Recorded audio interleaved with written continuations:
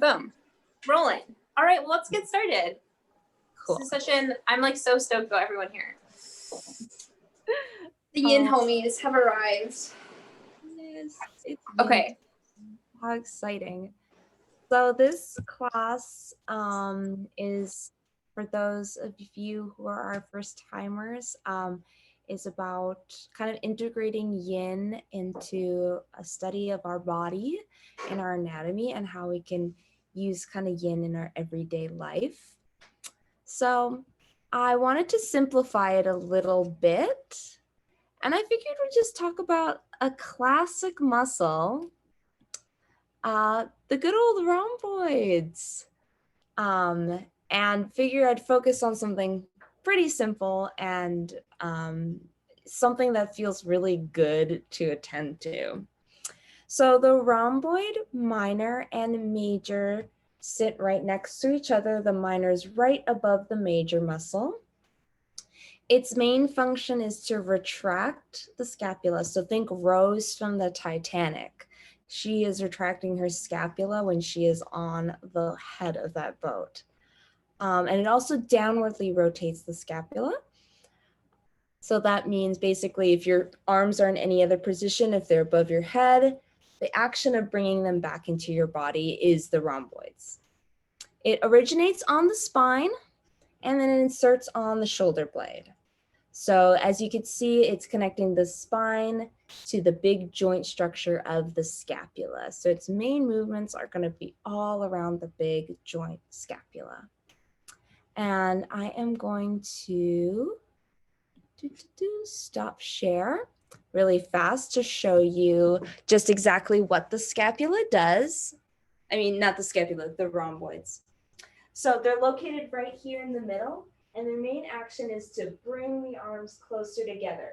So if I was going like this, that is their main action. And when you think about our daily lives, we don't do this a lot, you know?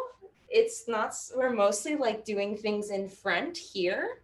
And so we're getting a good use of all of our front muscles, our shoulder muscles, our back muscles, but it's all in front of us. When these muscles here in the back, they really want to help us do this. So in Yin, we're going to place these rhomboids into their shortened positions. The shortened position being they come closer together, and that will help the muscle actually relax within the pose. Because when we're like this all day, it's being stretched. When we're in Yin and we're opening it up and releasing kind of the tension in there, we shorten the muscle and it allows it to relax. And then, oops, where's my slide? Oh.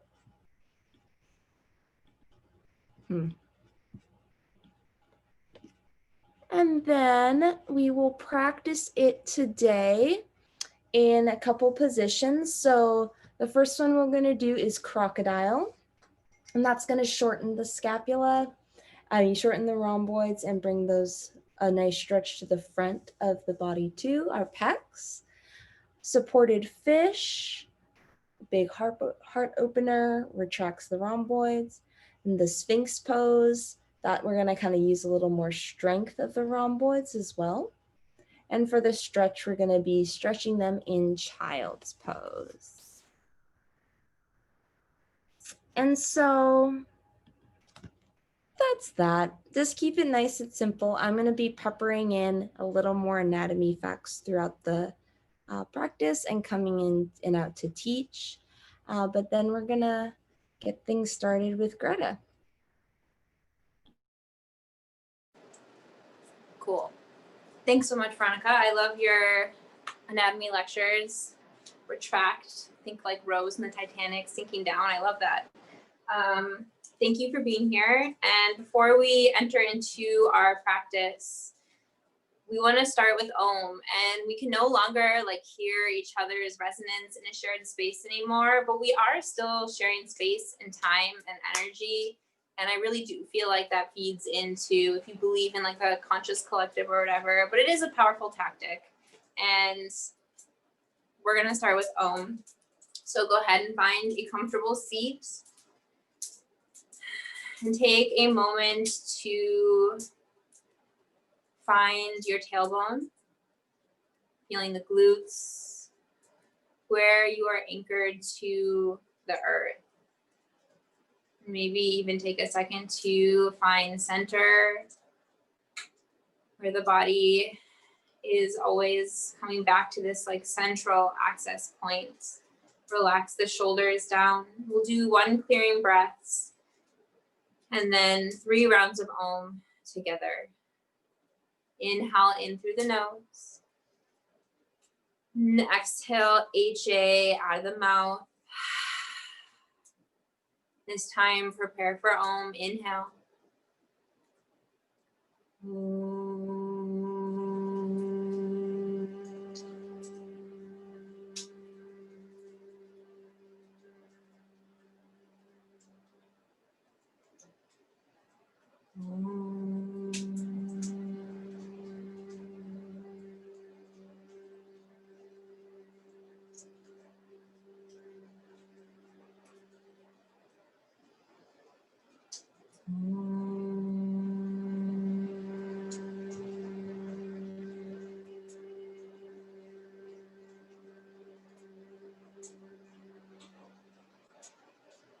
Inhale, breathe in.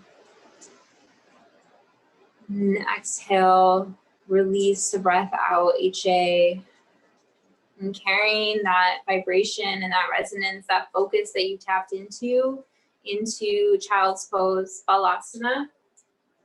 Bringing the soles of the feet to touch. Arms can be at your sides, they can be out in front of you. And this is a yin class, so on your way down, you might want to grab a couple of pillows to put the chest on, or maybe something to give yourself a little bit of support. We'll be here for 5 minutes, so it's not an insanely long hold. But we're definitely here a lot longer than we would be in a vinyasa class. And I am using my phone to keep track of time. So I'm going to be looking at it. I always want to be like clear that I'm not like over here like looking at like my text messages or something ridiculous like that. So taking a moment to arrive into Balasana, Child's Pose. And I'll briefly break down the structure of Yin. And I know everyone here has practiced Yin before, but I do think it's nice to revisit the energetic qualities that are associated with Yin before getting into the practice. So Yin is the opposite of Yang, and Yang energy is like fierce. It is moving. It is very much alive. It is vibrant, like radiant, all that stuff. And Yin is the flip side of that. So Yin is going to be more receptive. It's going to require more deep listening. Like if you were outside at nighttime in the dark, it may be a little bit more wet, maybe a little bit more mysterious. You're going to have to rely on your intuition a little bit more. So tapping into those qualities and trying to invite them into each pose as we use them as a meditation, because Yin is also going to be stillness and quiet. And we will interject here and there, but mostly Yin is a practice of silence. And there are 3 tattvas or truths or pillars associated with this practice, at least coming from the lineage of Bernie Clark. And the first is to meet your gentle edge. And you've already met your gentle edge, and maybe you are grabbing a pillow or something to make sure that really is like 30 to 70% of your range of motion. If you're at your full range of motion, you may want to pull the edge back. Alyssa calls this pertinent depth. Emily calls it a gentle edge. I think both words work well here in describing this first pillar. The second is to be still. And stillness after a long time is like I warmly welcome stillness after a long day. There are other times where stillness is like the hardest thing in the world, because it gives you the opportunity to be with yourself. And sometimes that's when the mind gets really loud and can become very restless. And that is just a part of this practice. And I've been at this practice, we all have for so long, and it never gets easier. So letting that, embracing that, acknowledging that, not judging it, criticizing it. The 2 reasons in which you would move is if you're invited to go deeper, or if you're experiencing pain. We never want to experience any pain, sharp, stabbing, burning sensations. And then lastly, we hold for time, and I give a halfway mark and I give a final minute. And this is just so you can more easily surrender into your process, into the pose, and you don't have to think about it. It just kind of is like a little marker for you to keep track of things.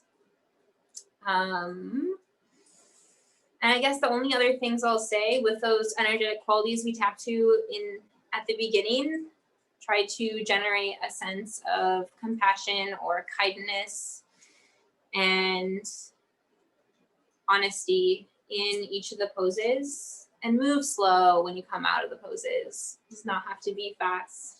We definitely want to tap into the slow with this class.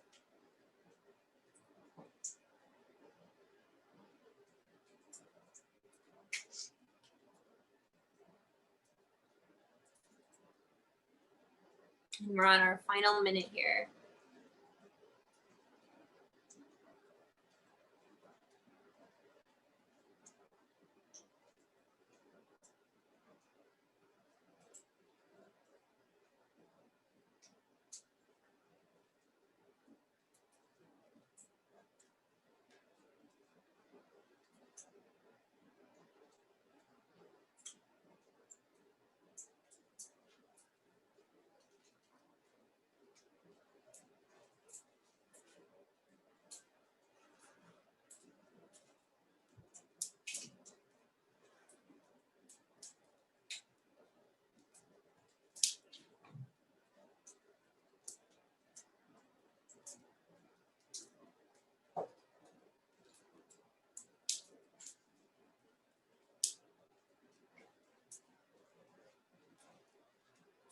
And gently begin to invite some movement into the body.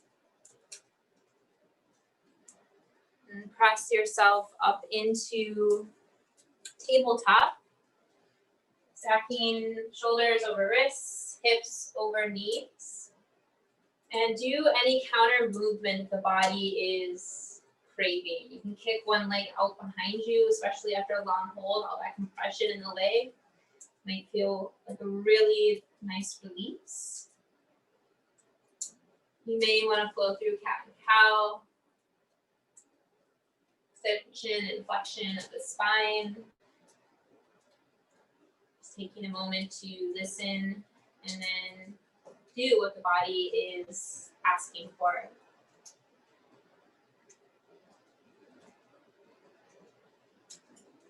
And slowly, we'll make our way onto our bellies. We're going to practice Crocodile. This is kind of our upper body focused sequence. And so come to lay on the belly and grabbing any support you may need on the way down. And we'll first practice with the right arm extended. Extend the right arm out.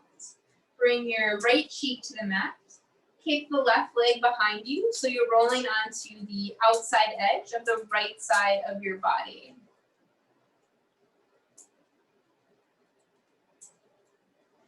And I'm actually going to flip myself around so I'm facing the screen here.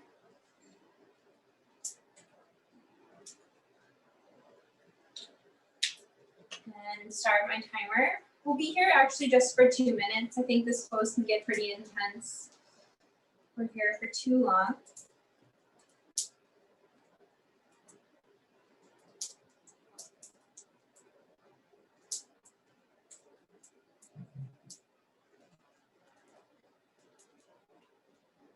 And through this class, I've actually had a lot of opportunity to learn about anatomy. Veronica does such a good job talking about at the beginning of class. And one of the things I learned is that our shoulder joint is a ball and socket joint, and it actually has it has a deeper basin than the hip. And so its range of motion is greater than that of the hip. And Veronica, correct me if I'm getting those two mixed up. And so thinking of those joints kind of as basins or containers for movement and how energy can get caught in those containers. And when we access them through our yin practice, sometimes there is a release, not only of connective tissue and muscle, but also there can be an energetic release that may come up. So knowing that is a part of the practice. Oftentimes it'll happen in the hips, but I think the shoulders often can be kind of depository of anxiety. I feel like there can be a lot of tension in the shoulders. We're actually a little past the halfway mark. We've got 30 seconds left.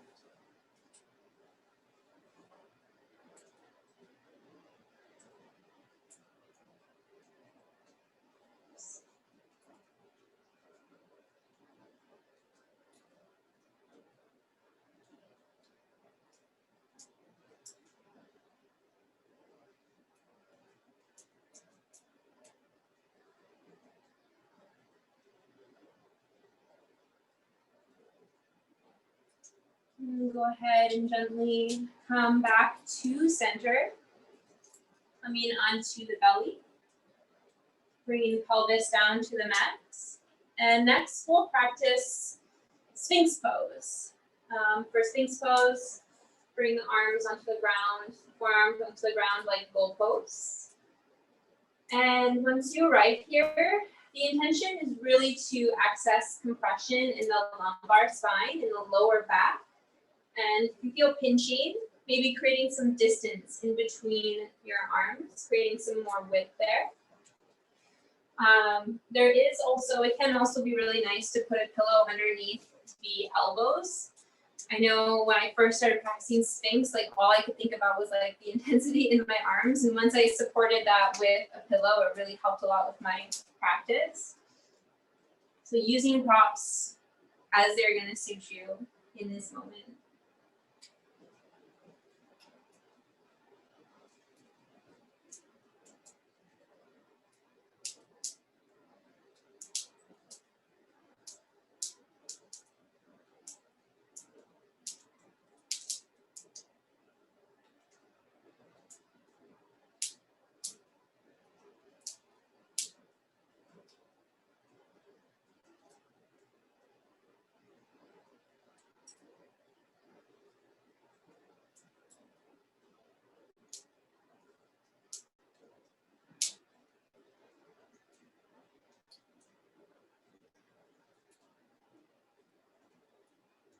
And if the neck is experiencing strain, it can be helpful to put the neck, prop it up on your fists, or also grab like a block or something and use that to support the weight of the head.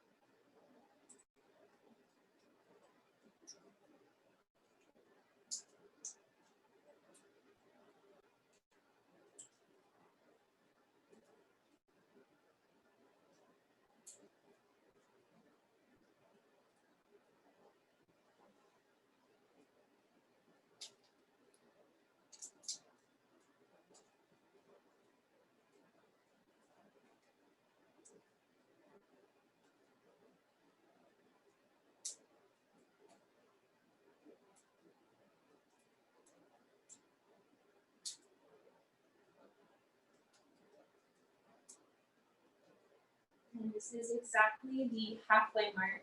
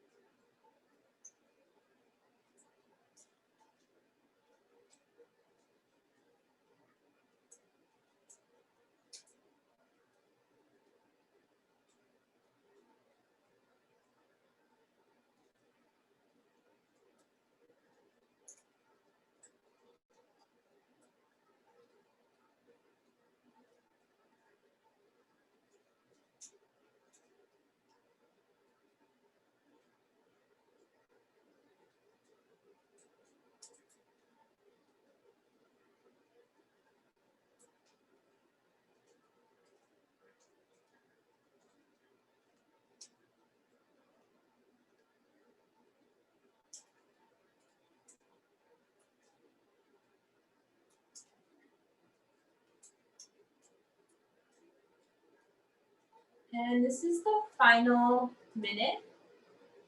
For the final minute, if you'd like to press up into seal pose, you are more than welcome to go there now. Bringing the palms of your hands closer towards your pelvis. And I always kind of feel like Ariel from Little Mermaid when I do this. And if it feels like too much in the lumbar spine, go ahead and come back down to Sphinx Pose.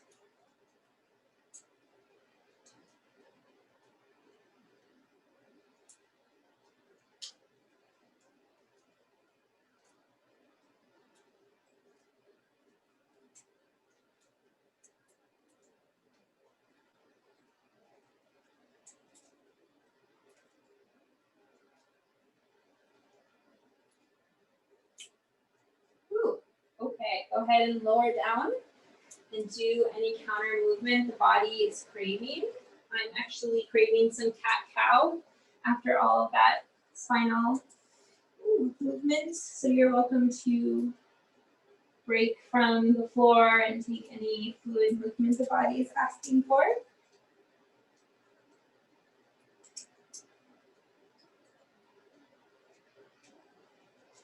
And then gently come back down to the earth, and we'll practice crocodile on the other side. So I'll shift sides. This time we'll practice with the left arm out. Bring the left arm out like half of a T. Bring the left cheek to the mat. Take the right leg behind you and roll onto the outside edge of the left side of your body.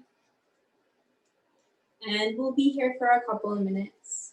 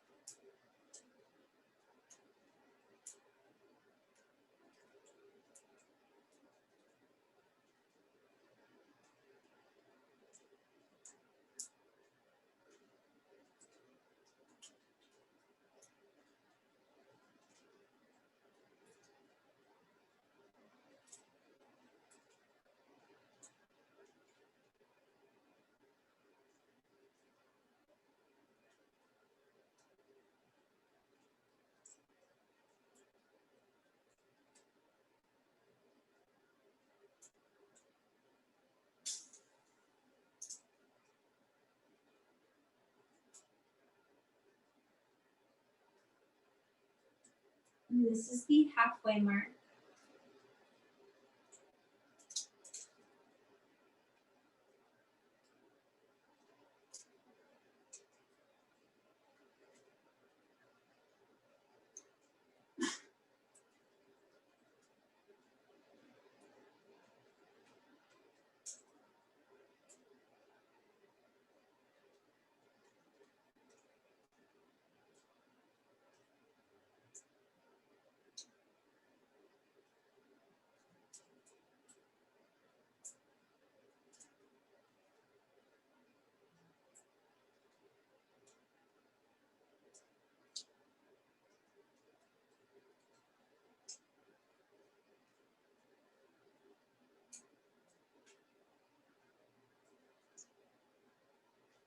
And slowly begin to bring the belly back down to the earth. Come back to a neutral spine. And press yourself up into a tabletop. And then come to sit, sinking your hips over your heels. And I'm really craving this cat-cow release, so you're welcome to do that. As your counter movement, you just went into the shoulders really intensely in the lower back. And Veronica is going to lead us through the next part of the series. Yes, I am. All right. So coming up next, we are doing half butterfly. So start by finding a seat on your mat, maybe putting the legs into the butterfly position. We're going to start with our right leg out long. So at this point, if you already know you need a block underneath your hips to create a little bit more of that tilt, we will be leaning over our leg. So it might help to have a little block underneath your pelvis. Actually, I think I'm going to do it. Just have more of a tilt. So right leg comes out long. Left leg comes in the center to meet the right thigh. And depending on the day, you would either fall gently over the right leg, getting a little bit of stretch into the side obliques, into the QL. Or if you're feeling like going forward, you can go forward today as well. Both are going to be really good hip openers. Whatever pose is kind of suiting you best today, take that one and I'll start my timer.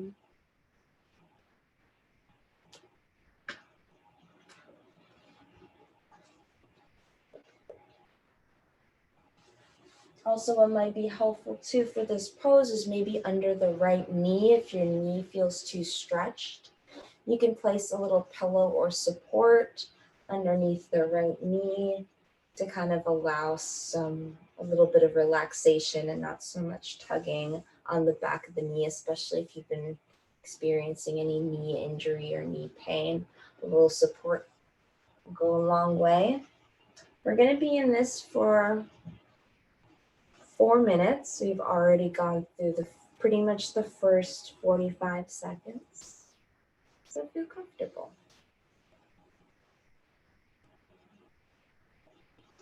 It doesn't have to pull. You can just fall over the leg to release the lower back.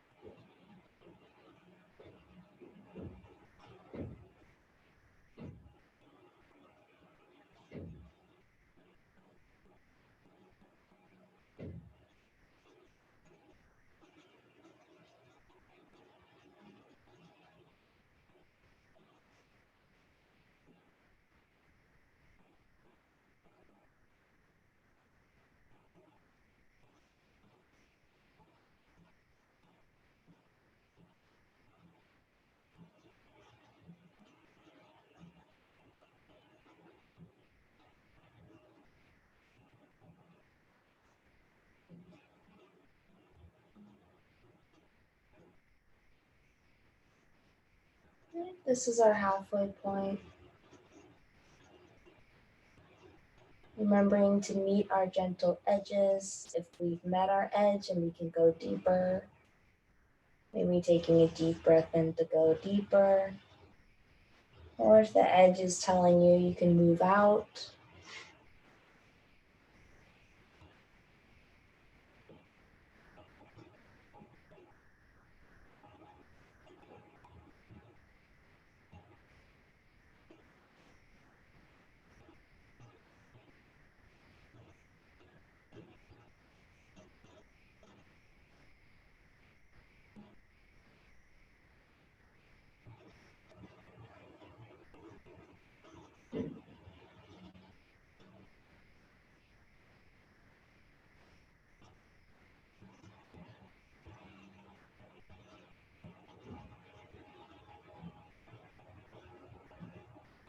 final minute.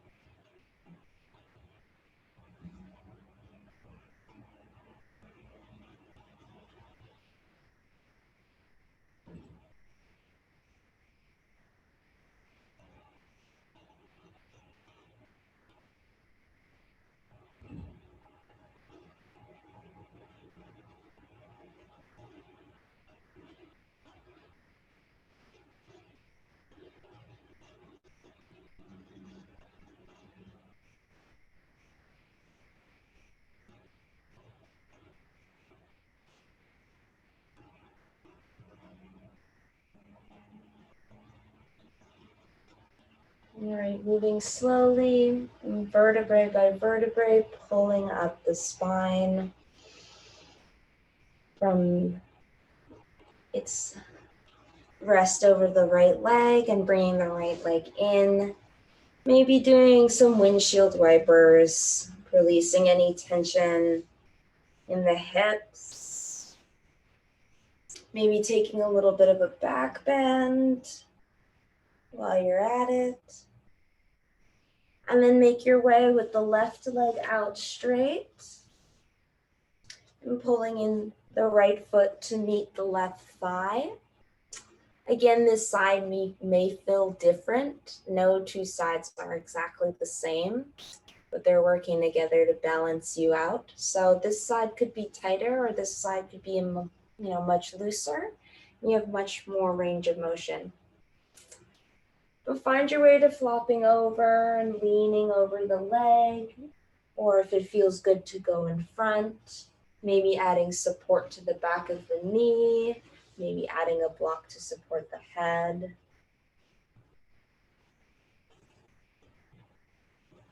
And hold for time.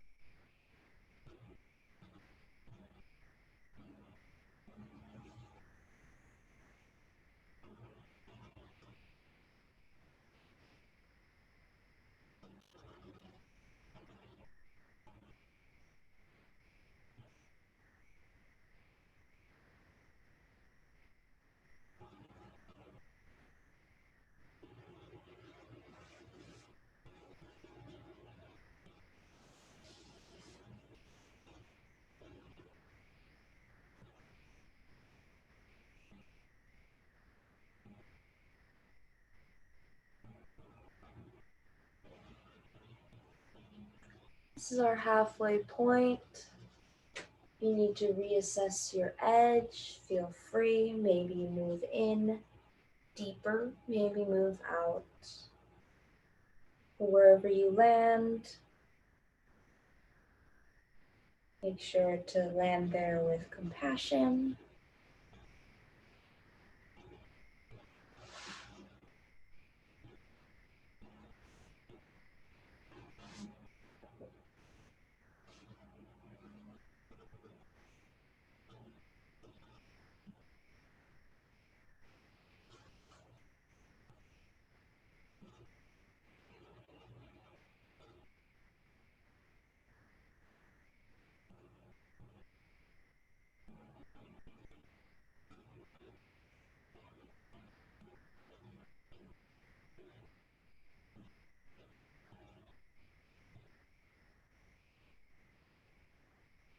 And final minute.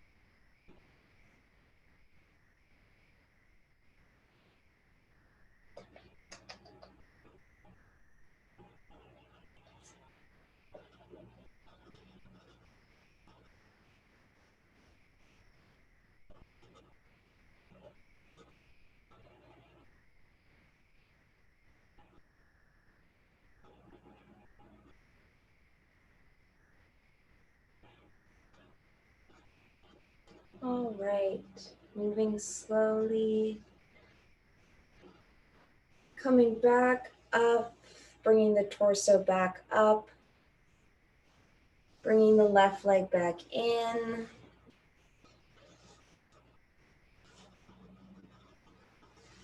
Moving the hips around, making sure they have some space, because I think we all know where this is going.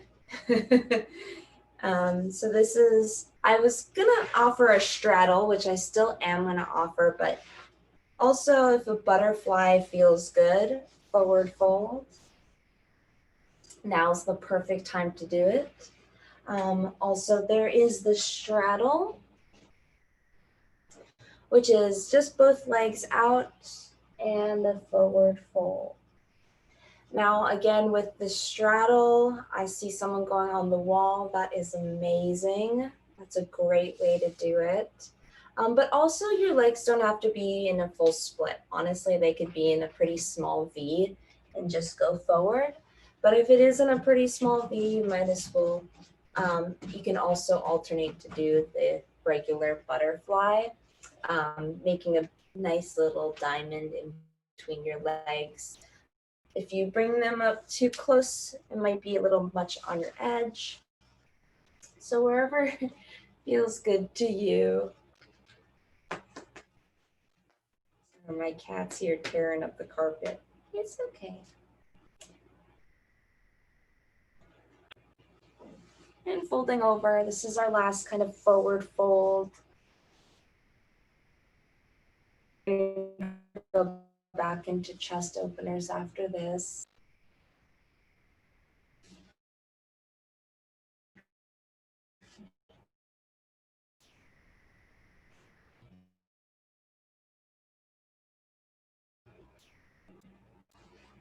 Test your edge and test your limits. And they're almost seemingly always tight. So just be gentle with it, giving it deep breaths when it needs deep breaths. Sending it just a little bit of that warm air that you can make with a deep breath. Sending it that warm air and allowing it to relax.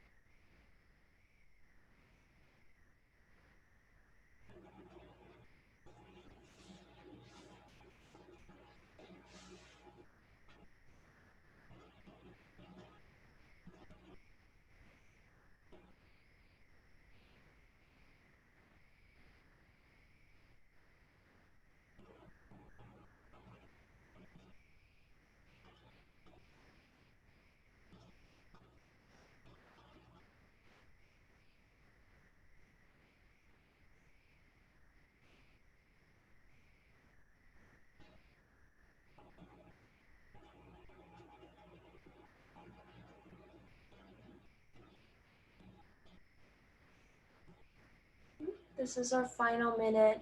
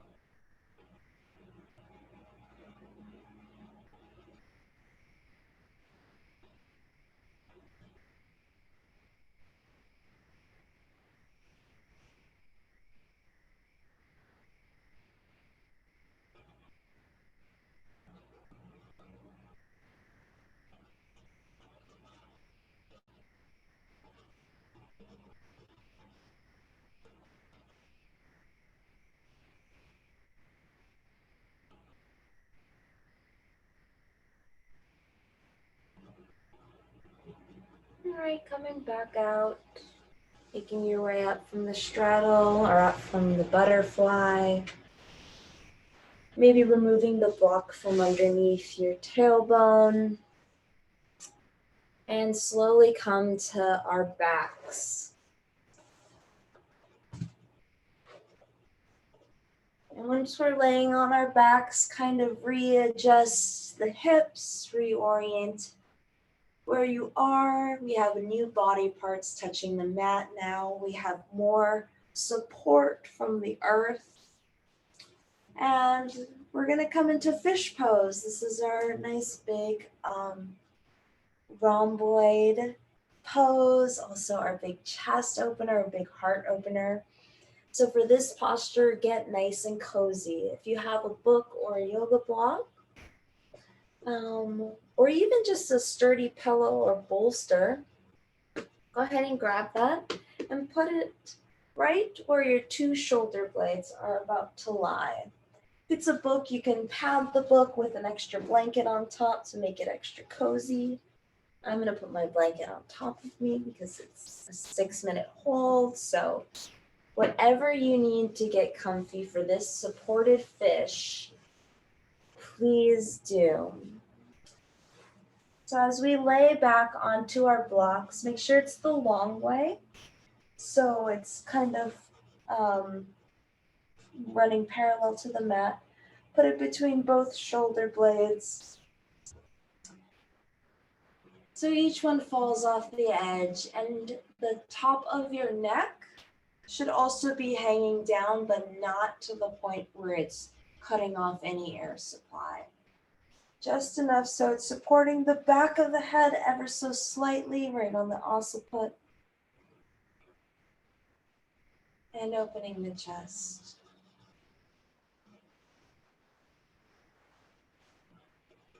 And hold for time.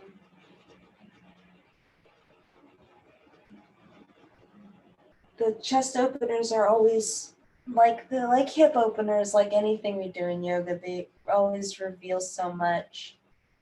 And for me, the chest openers always reveal how much I hunch forward to protect myself from the cold, or even if it's just over my computer or over my food as I eat. I'm always going forward, and I'm never taking many actions throughout my day to open up. So that's what all the chest openers always reveal to me. And the kind of yin and yang, like Greta was explaining earlier, of our everyday life, needing to find balance to not only every movement we do, but even our feelings and our emotions. Sometimes we're sad and some days we're happy, and we need that balance. One of my teachers told me that once you start realizing that everything around us exists with a little bit of yin and a little bit of yang, you start seeing it everywhere. And she gave the example of driving a car.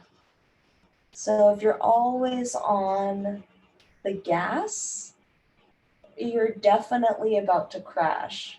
And if you're always on the brake, you're never going to go anywhere. So even in driving a car, there's a yin and yang balance that's so simple, but also without the other one, there'd be no point. And so I just always like to carry that kind of knowledge into any kind of movements I do in my body.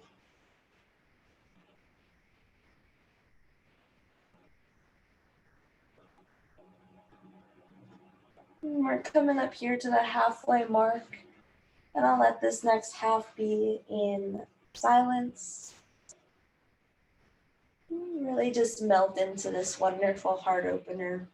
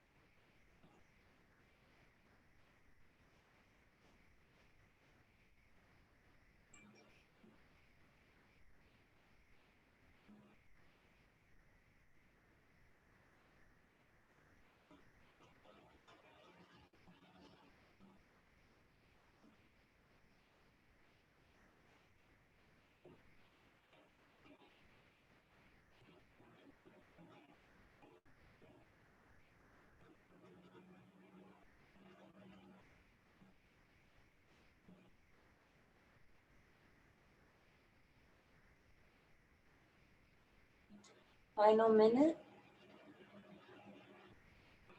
Actually, more like final 40 seconds.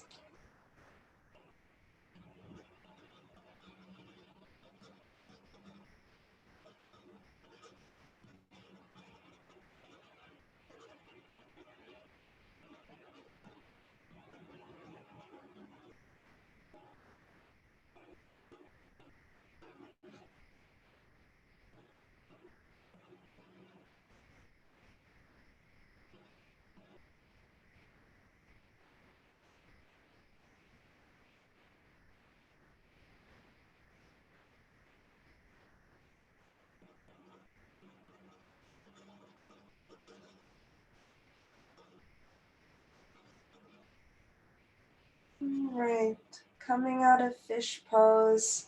I actually kind of always love to roll onto the side, but however you want to get out of it, by removing the block, maybe coming up to a seat, and countering with the forward fold, or maybe remaining on your back and hugging the knees into the chest to bring a little relief to the lower back.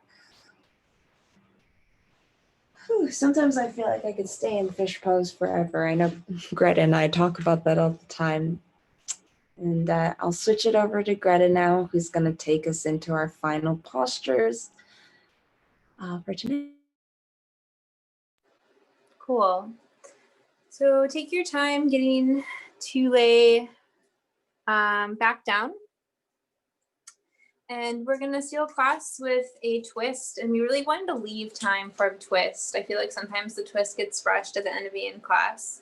So we're gonna twist on both sides and then practice Shavasana and seal class out together.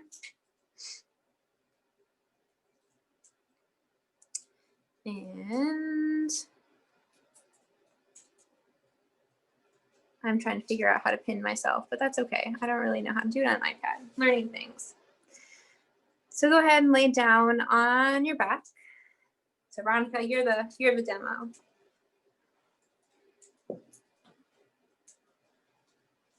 And extend your left leg out long and hug the right knee in towards your chest. And take a moment to feel the compression. The right knee going towards your ear. You can even roll out the ankle clockwise, counterclockwise. And today I'm going to guide us through twisted root or eagle leg twist. If there's another twist that your body is craving, you don't have to take on this version with your legs, but you're also welcome to join me with bringing the right leg up and over the left leg. And this may be where you want to stop. I know some people like to bring their right shin behind their left calf muscle. And then from there, letting the legs fall towards the left. Right arm goes out like half of a T. Gaze can be up or gaze can be over your right middle fingers. And just taking a moment to release tension anywhere you might be holding it.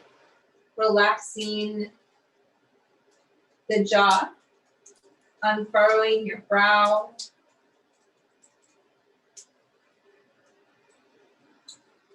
Unclenching the jaw is a big one for me. Redirecting your awareness there. Letting the toes relax, unclenching the butt. Really anywhere you might be holding tension, let the belly relax and come into this twist.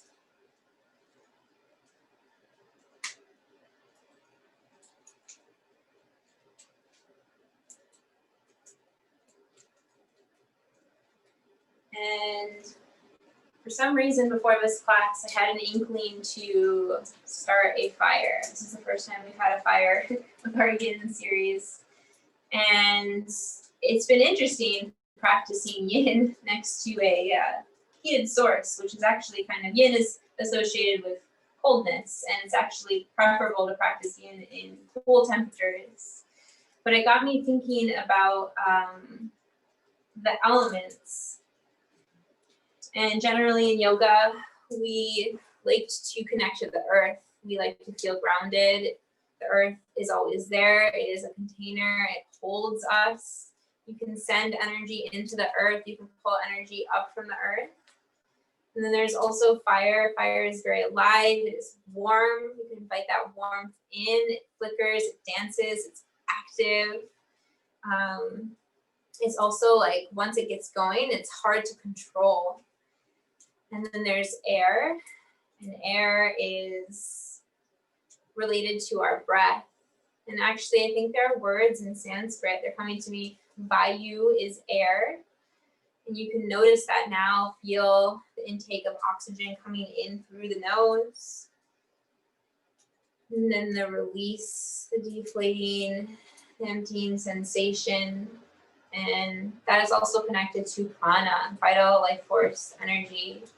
And then also thinking about water. And water comes in so many forms. It has mist, there's vapor, there's waterfalls, there's floods, there's lakes, there's oceans, there's rivers. And it really takes the form of its container, which is why I think it so closely connects with the earth elements. And I think the names in Sanskrit, I haven't studied this in a while, but earth, I believe, is Prithvi, Apas is water, fire is Rajas, and air is Vayu. And then the fifth one is Akasha, it's space. We're at our halfway mark. So thinking about like the different galaxies, the Milky Way, all the planets in the solar system. And I don't really want to pick or choose one, but I wanted to talk about the elements before we entered into Shavasana. So you could kind of think of one now and really incorporate it, or maybe you want to tap into all five. Maybe you want to use that to kind of be a point of focus throughout the rest of this practice.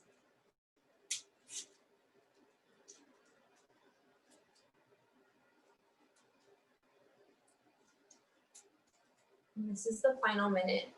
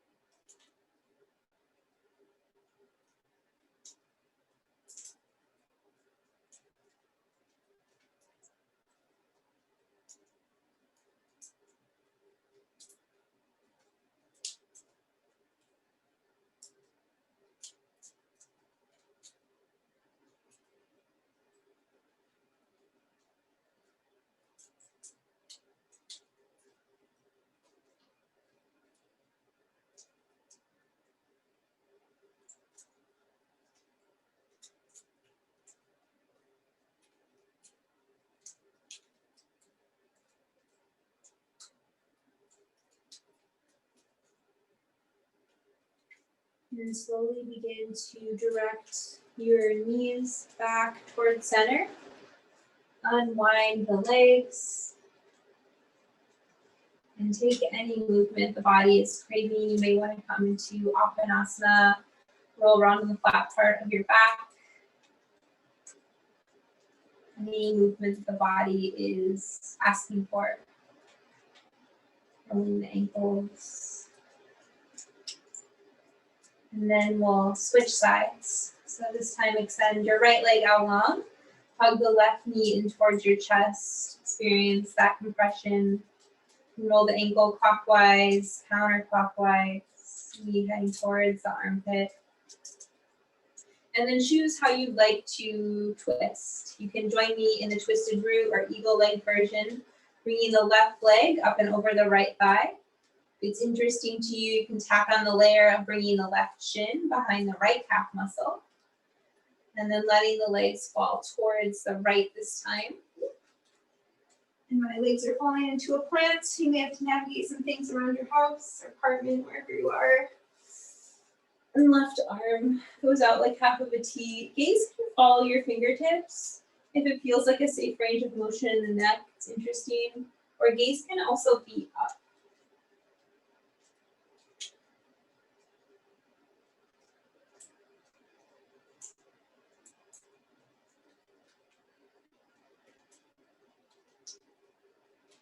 And I happen to have a block nearby that's under my head. I've never used a block under my head for a supported twist, but I am liking the addition.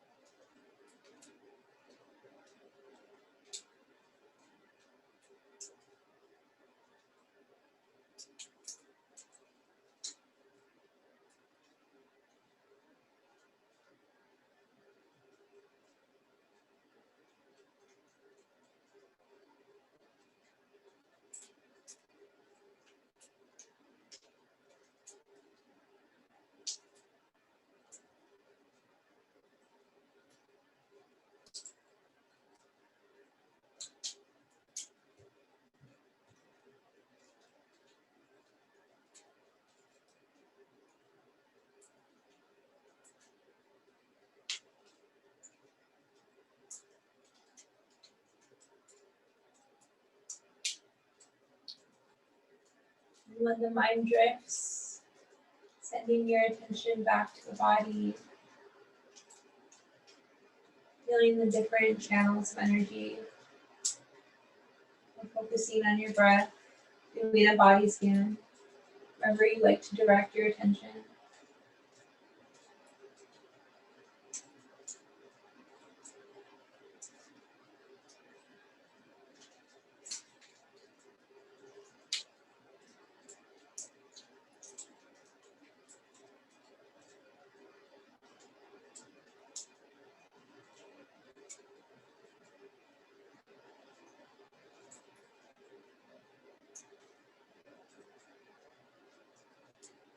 This is the halfway mark.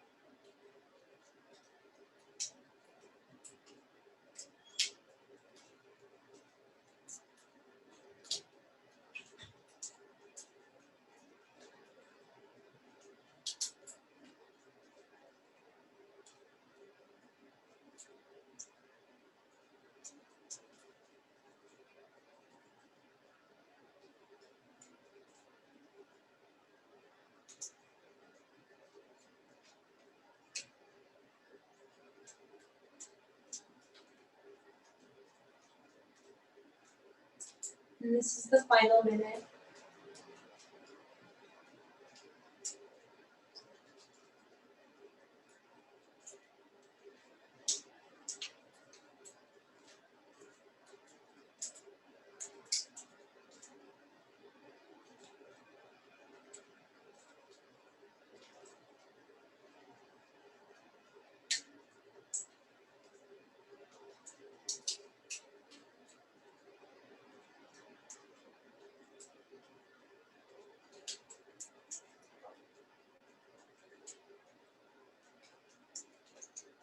And go ahead and bring your knees back towards center.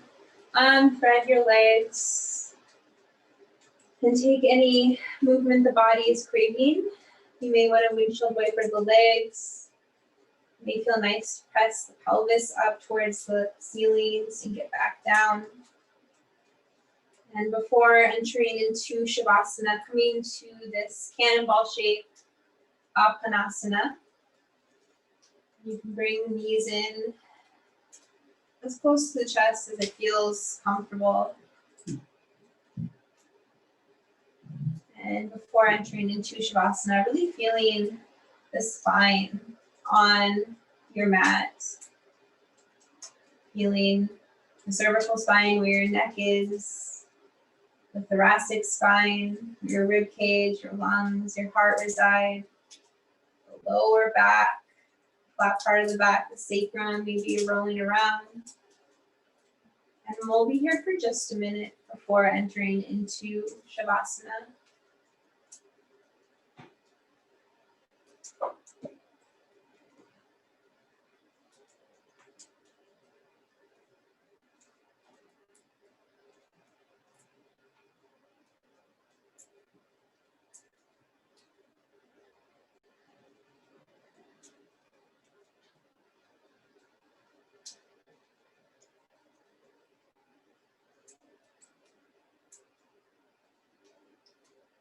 And this is the halfway of that final minute.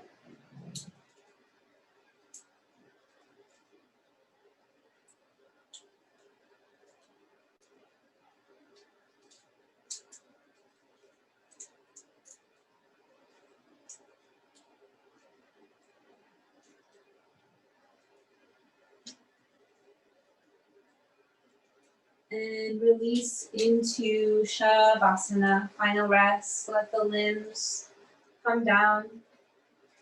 And you can choose to take Shavasana in any form. You can take Shavasana in more fetal position. Maybe you want to practice Shavasana on the belly. Maybe you want to grab a blanket or a sweatshirt really quick. And I think it's important to carve out enough space to practice meditation.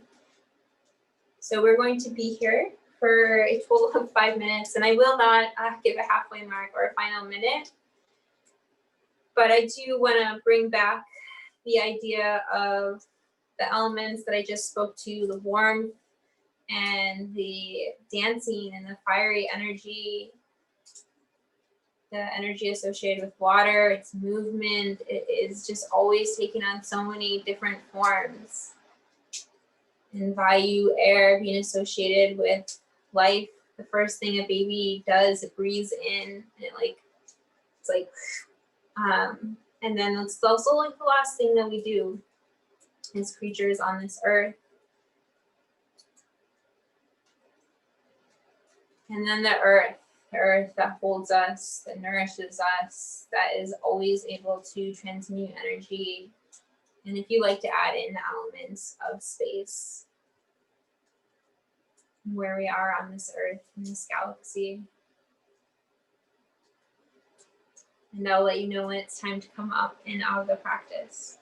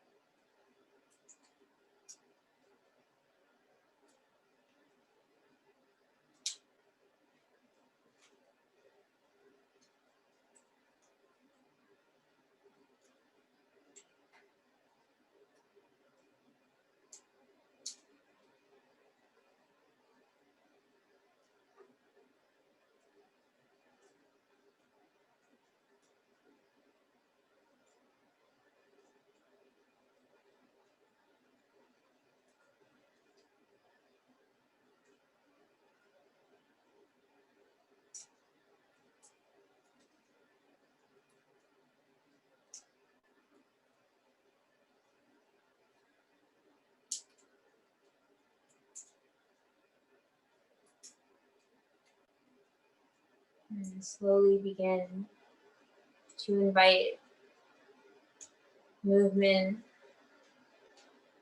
back into your body. Maybe wiggling of your fingers, bouncing of the legs, shrugging your shoulders, little micro movements. And then bring the arms above you, stretching. Bring the knees in towards your chest. And choose if you'd like to roll over onto the left side, which would be in sync with this class and the lunar qualities associated with it. The right would be more active.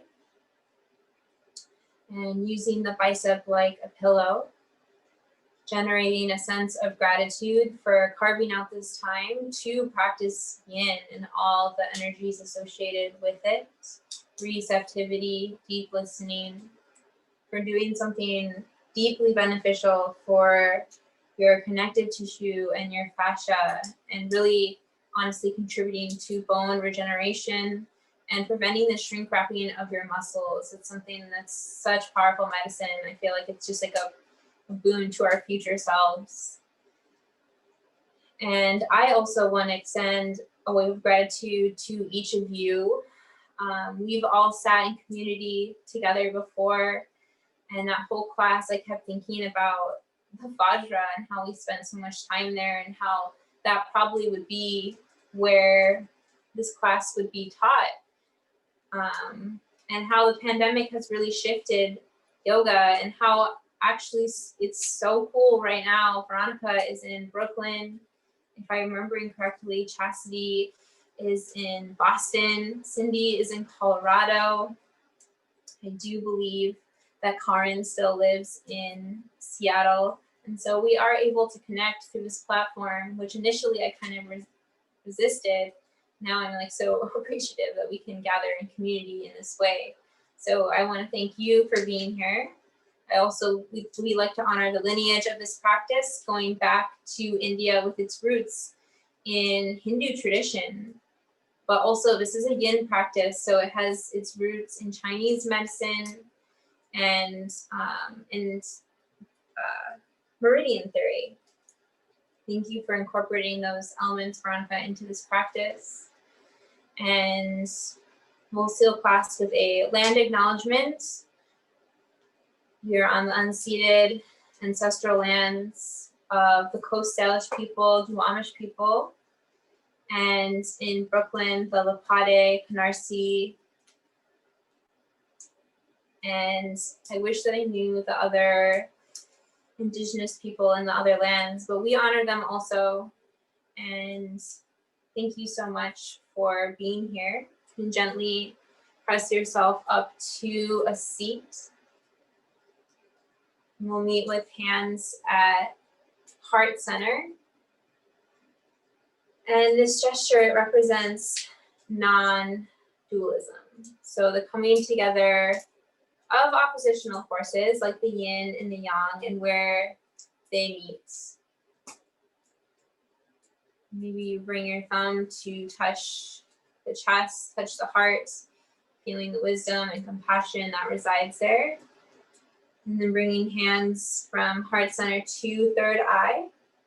Third eye is your seat of clear vision and intuition, imagination, strengthening the connection between those two. And bowing forward to seal in your practice, honoring the self, the full gamut of your experience, both the shadowier and more luminous aspects of self. Peace and thank you.